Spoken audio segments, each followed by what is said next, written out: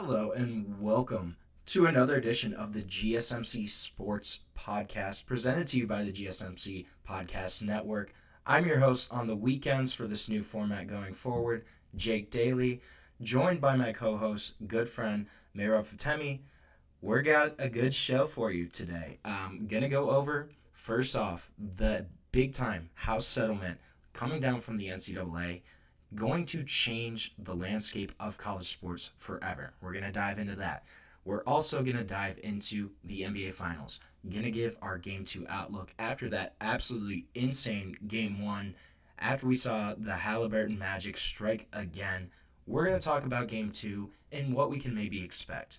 We're also going to talk a little NFL today. We're going to look at the NFC North and kind of how that division's going to be shaking out. It's going to be really interesting. There's kind of a lot of contenders there in the Lions, in the Packers, in the Vikings, and potentially the Chicago Bears as well. Going to be a lot of fun. We're also going to dive into the Stanley Cup as well as the UFC later on in the show, so make sure you stick around for that. But first, before I get into anything else, I just want to remind everybody that this show is all about you. We love hearing your comments, your questions, your insights, your opinions, your hot takes, whatever you got. We want to hear it. We want to make this show as interactive, as exciting as possible.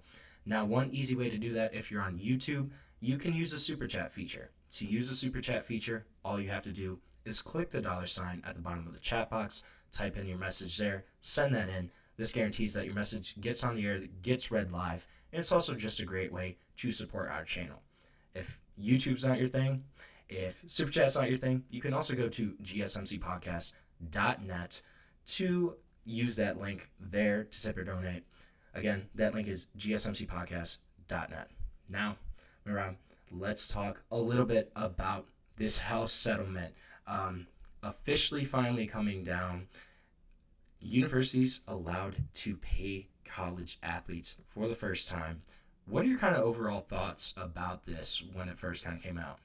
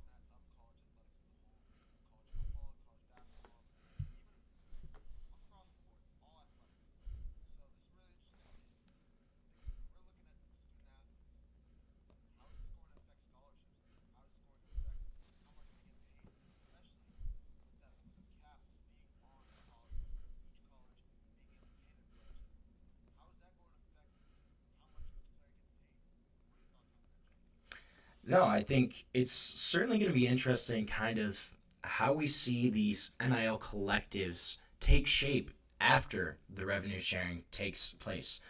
We're not going to be able to see kind of these renegade boosters, these John Reeses of the world that can give 15, $20 million to a Miami football program just to kind of pay these players.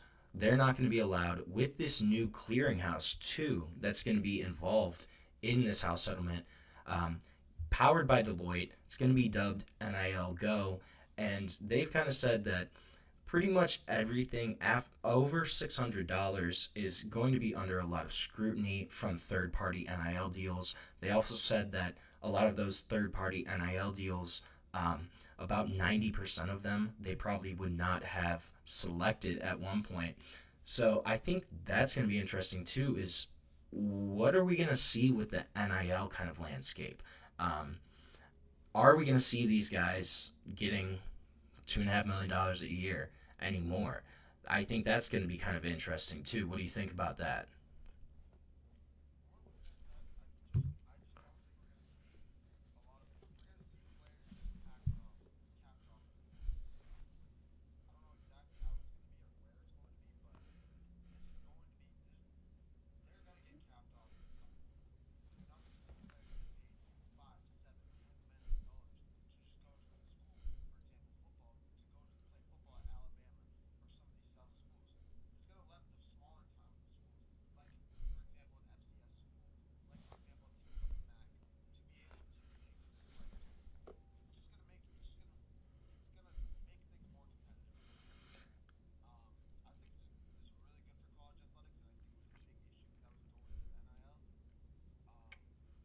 I think a big issue too with kind of the group of five teams is how are they going to raise these funds, right? A lot of you look at kind of max schools, like Kent State and Akron, schools that are already struggling financially, albeit just as a university.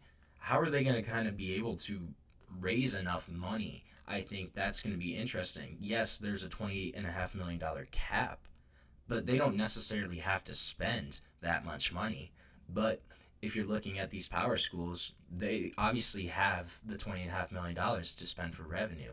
When you look at a smaller program, are they going to be able to kind of keep pace? I think that's a kind of a big question mark.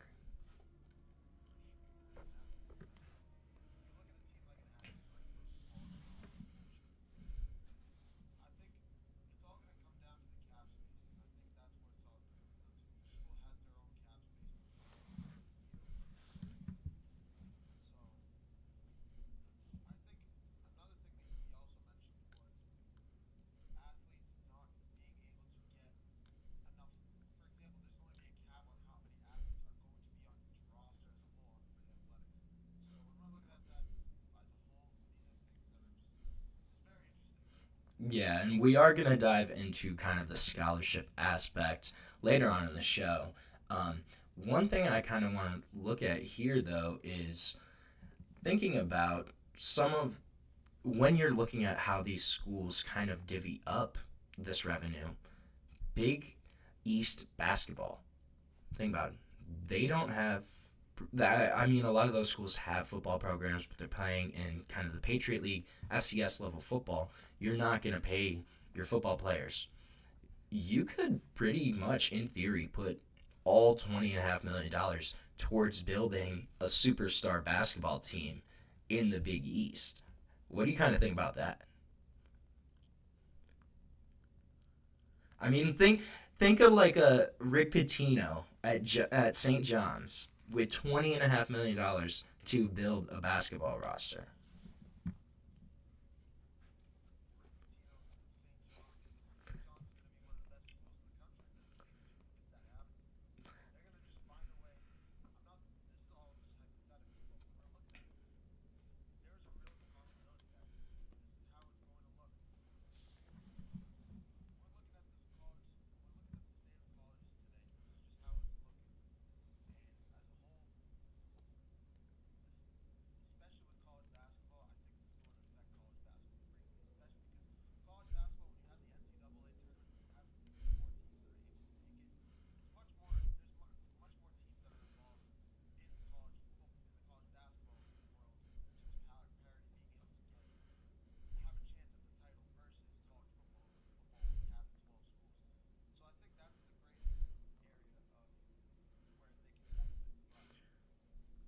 I think with college basketball though too, it's going to be interesting to kind of see does a school like Texas Tech or Baylor, where do they kind of draw the line in divvying up money between football or men's basketball, right?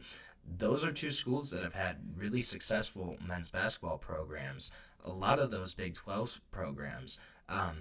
So if you're going to give a lot of these schools kind of sounds like they're going to follow a plan where pretty much 75% of this revenue is going to go to football. If you're looking at that, I mean, where's that going to go?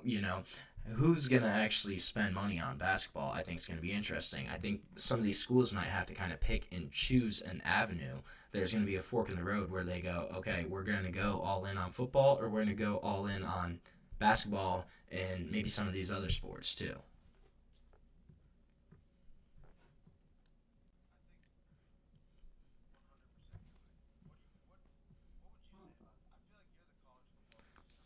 Yeah, no, I mean, it's interesting too, especially when you think about kind of programs such as Duke, who Duke hired a new head coach in football, and Manny Diaz led them to a 9-win season last year, kind of coming up on the up and up in terms of as a football program. Obviously, historically regarded as a heavy basketball school, right? When we think of Duke, what do you think of Coach K and all those guys that went there? But this is a school on the rise in football. Are they going to try to divvy up more money to the football program to kind of keep pace in this new world? Or are they going to kind of just give up on football and say, no, we're going to give our $20.5 million to basketball, to men's basketball, and that's just going to be our thing. I think it's going to be interesting to see kind of which schools pick a certain avenue.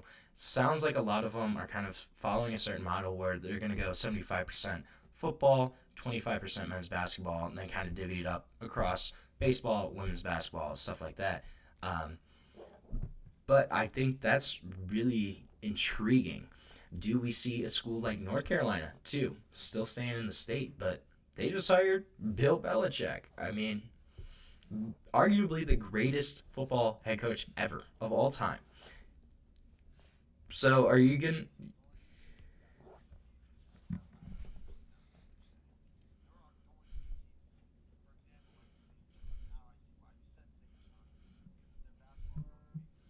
Right? You think of the Butlers, Villanova, all of those schools.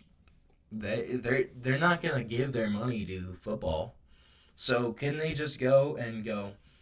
Here's 2.5 million for our point guard. Here's two. You get this. You get this. Kind of like Oprah. It's like you get $1 million. You get like it's certainly very possible though. I mean, you think of like St. John's, Villanova. Like they're not gonna give money to football. There's no point.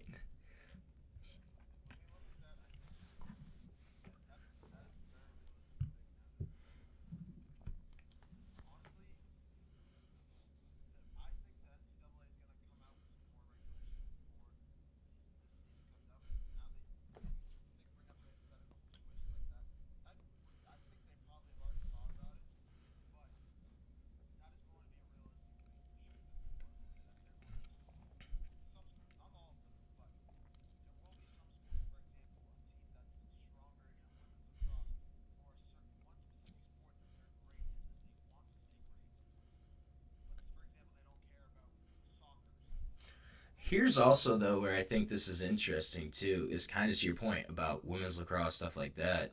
Um, are they actually valued highly in terms of NIL and stuff like that?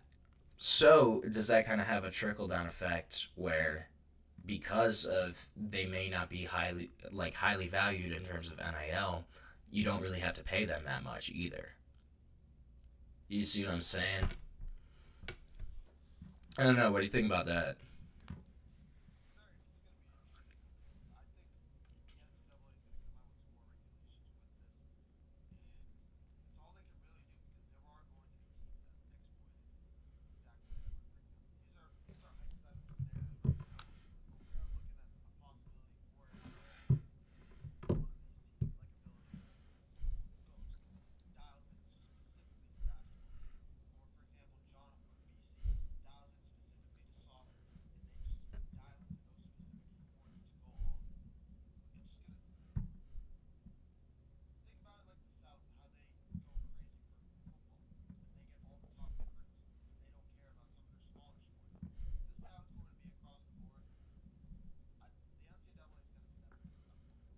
Yeah. And speaking of smaller sports, when we kind of talk about some of those Olympic sports, stuff like that, one of the big changes here in the House settlement is the scholarship limits. We're going to dive a little more into that after we take a short break. Um, we're going to be back on the GSMC Sports Podcast. Stick around, stay tuned. I feel like I'm losing my mind. Is everybody in the world blind? Please, Lord, give me a sign, a sign. I feel like I'm losing my mind. Is everybody in the world blind? Please, Lord, give me a sign, a sign. I wanna be the greatest. Everybody on the fake shit. I look around and feel like everybody is the fakest. I make this every day and I'm impatient, hoping one day I blow up from the basement. Statement, the top is so vacant. I don't hear shit that I think is amazing. Waiting for my day when I'm playing sold out shows for 1,000.